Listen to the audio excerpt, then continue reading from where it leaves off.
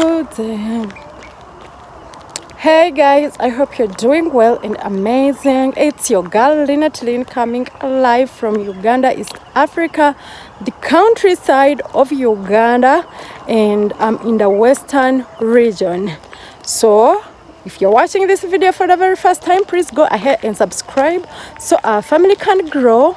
Road to 1,000. So let's go, guys. First, I'm going to be washing it, and because it stinks, I'm going to not take you along when I'm washing it. Today, I'm doing fish stew. It's about to go down. I have my green pepper here, my tomatoes, my half onion. I have my garlic here, as you can see, and my tomato.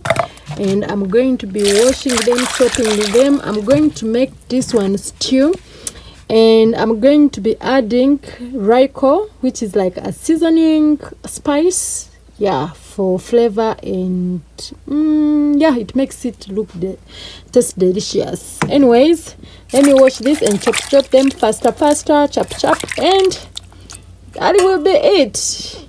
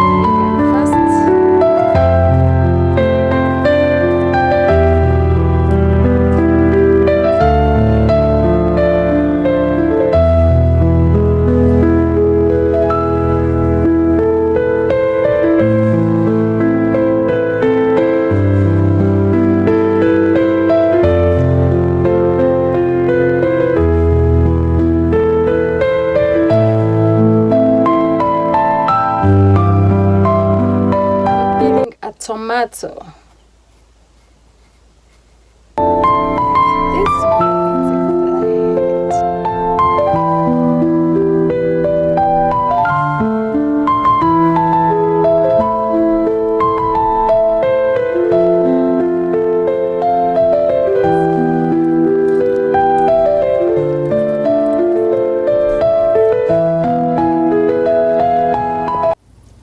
So guys, apparently my mom does not like oil, so I'm going to be preparing it to boil. So I'm going to first cook this and then add our fish, which is right here, which is washed and quick and fast. Everything is chopped, so let's get cooked.